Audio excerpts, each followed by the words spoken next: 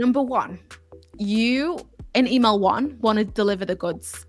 So if, for example, most people do offer you, maybe you offer a lead magnet, which is you saying, look, here's this amazing resource or thing that I'm going to give you, but in exchange, you have to give me your email address, right? There's the lead magnet. So if someone has signed up for something, the first email always has to deliver that thing. Don't worry about introducing them to millions of offers. Don't worry about wanting them to go here, there, like follow you here, follow you there, attend this masterclass, do this and do that. Just do what you said you were going to do and just deliver the resource, the freebie, whatever it is. Also set expectations in this email. So let them know that you're going to be sending them a few more emails over the course of the week, so they know to expect it, so it doesn't feel like a big shock. And this email one would go out immediately, as in the moment they subscribe, they would receive this first email. Email two, maybe you want to get them to tell you a little bit more about themselves, okay? So I often send this email the same day, but if that feels uncomfortable, you can send it the next day, whatever feels better for you. But this is the email where I'm really trying to find out, okay, who's on the other side of this email, who's getting this email, and how can I make sure that I send them relevant emails only? So I have two different audiences. They're all business owners, but some of them are copywriters like me, and some of them are not copywriters. So the copywriters like me are there to maybe get an inside look into my business, maybe learn from me, maybe join a couple of my masterclasses or courses for copywriters.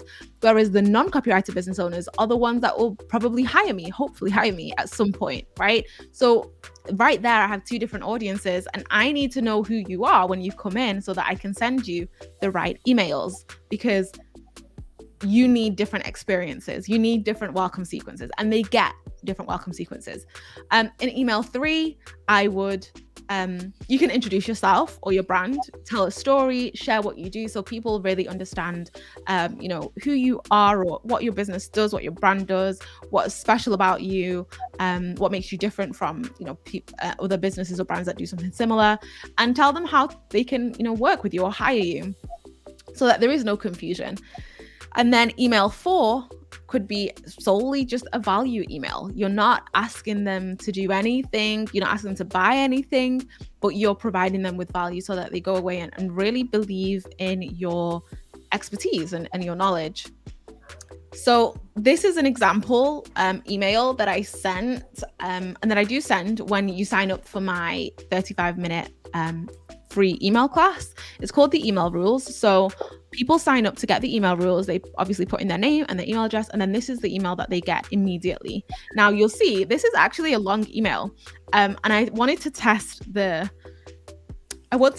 whether people would be put off by the fact that it's a longer email.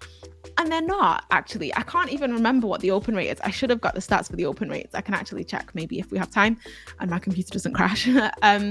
But the open rate's great. I'm really happy with it. And people are clicking on it. And the reason this email is so long is because you still have to sell the freebie.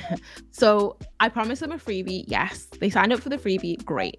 But now I still have one more job, which is to get them to open the freebie and use the freebie, right?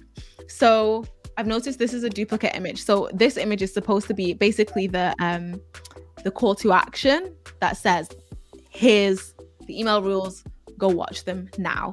And so what this does is it gets people excited about the email rules. It reminds them why they signed up. I'm not expecting them to just watch it because I created a freebie and they should be grateful for the freebie.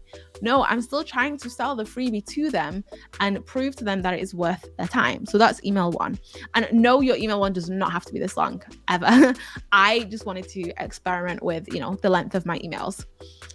So number two, this email is all about trying to figure out who is on the other side, right? So remember I told you that I have the non-copywriter business owners that are on my list, and then the copywriter business owners who are on my list. So I'm asking them to click, and again, this is a very short email, so just playing with lengths and varying the lengths of my emails again. I'm asking them to click on the sentence that best describes them. And then what happens is they click on a link, they click on the right one that, describes who they are.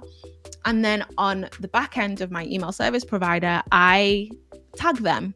So I tag them with either the tag business owner or copywriter, so that I can tell the difference. So email 3 is all about telling my story. So who I am, what I do, how I got here, and I turn it into a bit of a story. So I take them back to 2018 when I was miserable and just really needed something to change. And so this email is really about getting to know me, building that know, like, and trust factor so that the subscriber feels like they know me. And then I also introduce what I do and who I help, and the people that I've worked with. So here I'm establishing, authority and trust and the understanding that I know what I'm talking about. And then at the end, I also link to some podcast interviews where I talk more about who I am, what I do, my journey, So in case anyone wants to know more, so they can go listen to those these podcast interviews. And then finally, email 4 is the value email. So this is like, I have nothing to gain from this email. I just want people to enjoy it and to watch the video and feel like I am the expert that I've said I am. So this whole email is around this email teardown that I did, where basically I signed up to Kylie Cosmetics emails. That is Kylie Jenner's company. So I signed up to their emails, I got their emails, and then I analyzed their emails, and then I recorded a video of me analyzing their emails. And there was a lot of things that they didn't do very well. So that's what the email is. That's what this video is about. And I think people really like this because they like to see that, wow, bigger companies make email mistakes as well. Like there are things that even the bigger companies are not doing well. And it also gives them an insight into my mind and how I do email and approach email. So they watch this video, they enjoy it. I share screenshots of people saying they love this kind of thing. They love the video, just to prove that, again, it's worth their time and it's worth them watching it. And bear in mind, I created a little bit of a story around this as well to just make it an engaging email. And those are the 4 first emails in that sequence.